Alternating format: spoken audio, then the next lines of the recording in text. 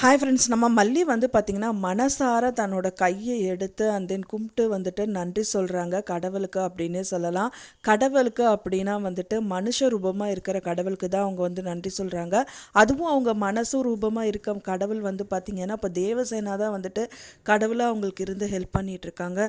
So அதனால் தேவசேனாவுக்கு மனப்பூர்வமான நன்றியை வந்து கைக்குப்பி வணங்கி சொல்கிறாங்க. தேவசேனா வந்து பார்த்திங்கன்னா அவங்களும் என்ன சொல்கிறாங்கன்னா, இப்போ உன் குழந்தைய உன் கூட வந்து நான் சேர்த்து வைக்கிற மாதிரி உன் புருஷனையும் உன் கூட சேர்த்து வைப்பேன் அப்படிங்கிற மாதிரி சொல்கிறாங்க. அது 100% நடக்கும். எல்லாமே பாசிட்டிவ் வைபாக போயிட்டுருக்கு. ஸோ அதனால் கண்டிப்பாக நடக்கும் அப்படின்னே சொல்லலாம் ஃப்ரெண்ட்ஸ். மெயினாக வந்து பார்த்திங்கன்னா இப்போ கம்மிங் ப்ரமோவில் வந்துட்டு பார்த்திங்கன்னா, நீ ஒரு பக்கம் முயற்சி பண்ணு, நான் ஒரு பக்கம் பண்ணுறேன் அப்படின்னு சொல்லிட்டு மல்லி ஒரு பக்கம் வந்து அவங்க சைடில் நிறைய முயற்சிகள் மேற்கொள்கிறாங்க.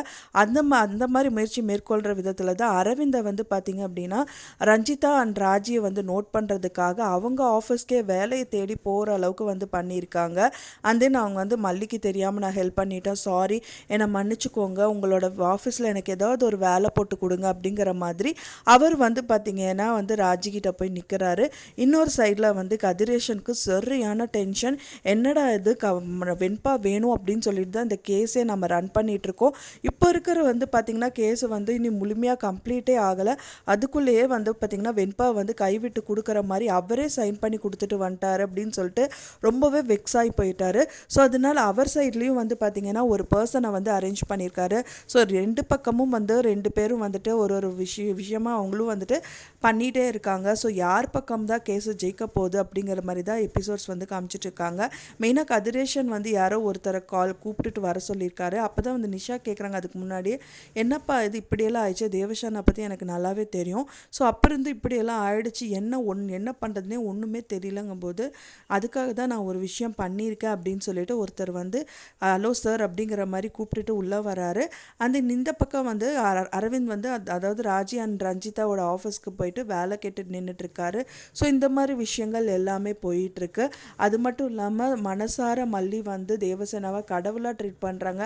ஏன்னா வந்து தேவசேனா மட்டும் என்ட்ரி கொடுக்கல அப்படின்னா இந்த கேஸ் வந்து பார்த்திங்கன்னா நல்லா குறைஞ்சு போயிடும். அவங்களால ஒன்றுமே பண்ண முடியாது. இப்போ இருக்கிற சூழ்நிலையில் வந்து எல்லாருமே காசு காசு அப்படின்னு தான் இருக்காங்க.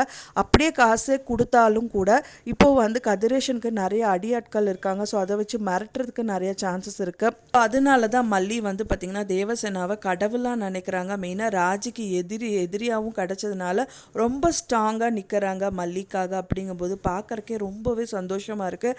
அவங்களே வந்து கதிரேஷன் கிட்ட பேசி அண்ட் தென் வந்து பார்த்திங்கன்னா நீங்கள் வந்து எனக்கு சொன்னீங்கல்ல, உங்களுக்கே நான் ஒரு படம் காமிக்கிறேங்கிற மாதிரி லேப்டாப்பில் அழகாக வந்து அவங்க கொடுக்க கிஃப்டை வாங்கிட்டு நான் ஒரு கிஃப்ட்டு கொடுக்குறேன் வாங்கிக்கோங்கன்னு சொல்லி சரியான ஆப்பு தான் வச்சாங்க அப்படின்னு சொல்லலாம்.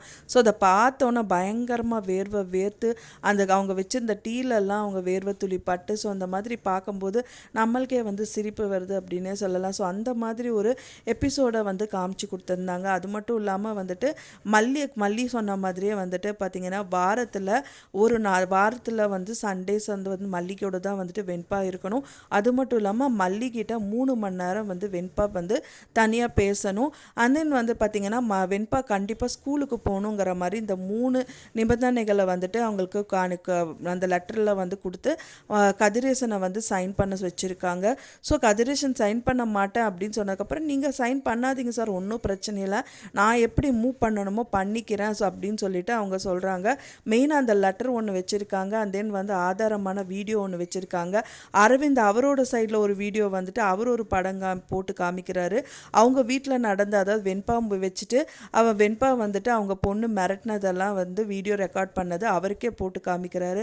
ஸோ அதனால் வந்து பார்த்திங்கன்னா உங்கள் பொண்ணு என்ன உங்கள் பேத்தியை வந்து நல்ல விதமாக வச்சுருக்கீங்களா, ஸோ இந்த வீடியோ வந்து காமிச்சாலே போதும், கண்டிப்பாக வந்து வெண்பா உங்கள் கஸ்டடியில் இருக்காமல் என்னால் பண்ண முடியும். ஸோ நான் அப்படியெல்லாம் கேட்கல, ஆனால் மல்லிகிட்ட நான் சொன்ன இந்த கோரிக்கையை மட்டும் நிறைவேற்றினா போதும், 3 ஹார் வந்துட்டு கண்டிப்பாக வெண்பா மல்லி கூட இருக்கணும், வாரத்தில் ஒரு நாள் வெண்பாவை அனுப்பி வைக்கணும், அது மட்டும் இல்லாமல் வெண்பா ஸ்கூலுக்கு நீங்கள் அனுப்பணுங்கிற மாதிரி 3 நிபந்தனைகள் வந்துட்டு எழுதிட்டு அந்த கதிரேசன் கிட்டே சைன் வாங்கிட்டாங்க.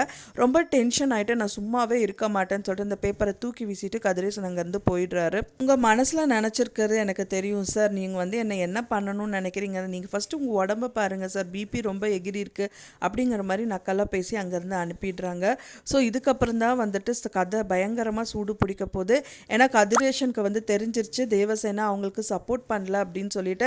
அண்ட் ராஜிக்கிட்டேயும் வந்துட்டு இதுக்கான அப்ரோச்சும் வந்து பண்ணுறாங்க. ராஜி வந்து நீங்கள் என்ன வேணாலும் பண்ணுங்க, ஆனால் ஏதாவது கோவத்தில் பண்ணிங்கன்னா அதையே உங்களுக்கு வந்து திருப்பி விட்டுருவா அந்த தேவசேனா. அதனால வந்து இதை யோசிச்சு தான் வந்து பண்ணணும். மனுஷங்களை வச்சு பண்ணுறதா மூளை வச்சு யோசிக்கிறதாங்கிற டைம் தான் இது. அதனால வந்துட்டு நீங்கள் ஏதாவது ஒரு விஷயங்கள் கையாளுனீங்கன்னா பெரிய ரணகலத்தில் கொண்டு போய் அவ விட்டுருவா. அதனால வந்து கொஞ்சம் வெயிட் பண்ணி தான் நம்ம எல்லாமே யோசிக்கணுங்கிற மாதிரி சொல்கிறா. அப்போ தான் வந்துட்டு பார்த்தீங்க அப்படின்னா கதிரேஷன் வந்து சொல்கிறாரு, ஸோ இந்த கேஸை மட்டும் நான் ஜெயிக்கலை அப்படின்னா வந்துட்டு கண்டிப்பாக சொல்கிறேன் அவளை நான் சும்மா விட மாட்டேன் அப்படிங்கிற மாதிரி வந்துட்டு சொல்லிட்டு இருக்காரு. ஸோ அது எதில் போய் முடியும் அப்படின்னு தான் தெரியல. வெயிட் பண்ணி பார்க்கலாம் ஃப்ரெண்ட்ஸ். அவர் பண்ணாலும் வந்து கடவுள் வந்து மல்லி பக்கம் இருக்கிறதுனால கண்டிப்பாக மல்லி இந்த கேஸை ஜெயிச்சிருவாங்க. கண்டிப்பாக விஜய் கூட தான் அவங்க வாழ போகிறாங்க. ஃபைனலாக அரவிந்த் அண்டு இப்போ வந்து ரஞ்சிதாவோட லைஃப் வந்து ஸ்டார்ட் ஆக போகுது. அதுக்கும் வந்து உறுதுணையாக மல்லி நிற்பாங்க. அவங்க தான் வந்து இவங்க 2 பேரையும் சேர்த்து வைக்க போகிறாங்க. ஸோ அதனால் வந்து பார்த்திங்கன்னா ரஞ்சிதா பண்ண பாவத்துக்கெல்லாம் புண்ணியமாக வந்து இந்த விஷயங்கள் அவங்க பண்ணிட்டாங்க. அதாவது இந்த கேஸுக்கு எனக்கு சம்மந்தம் இல்லை, தெரியாமல் நான் அப்படி சொல்லிட்டேன் அப்படின்ற மாதிரி ஏதாவது சொல்லிட்டாங்கன்னா அவங்களுக்கு ஒரு நல்ல வாழ்க்கை மல்லியே அமைச்சு கொடுத்துருவாங்க. ஸோ கதை ரொம்பவே நல்லா இருக்கும் அப்படின்னு நான் நினைக்கிறேன். ஃப்ரெண்ட்ஸ், நீங்கள் என்ன நினைக்கிறீங்க அப்படின்னு சொல்லிட்டு உங்களோட கருத்துக்களை மறக்காமல் எனக்கு கமெண்ட்டில் ஷேர் பண்ணுங்கள். நான் சொன்ன இந்த தகவல் உங்களுக்கு பிடிச்சிருந்தா ஃப்ரெண்ட்ஸ் மறக்காமல் லைக் பண்ணுங்கள், ஷேர் பண்ணுங்கள், கமெண்ட் பண்ணுங்கள், சப்ஸ்கிரைப் பண்ணுங்கள். மேலும் இன்னொரு மல்லி சீரியல் அப்டேட்டோட நெக்ஸ்ட் மீட் பண்ணுறேன். தேங்க்ஸ் ஃபார் வாட்சிங் மை டியர் ஃப்ரெண்ட்ஸ். நெக்ஸ்ட் வீடியோவில் பார்க்கலாம்.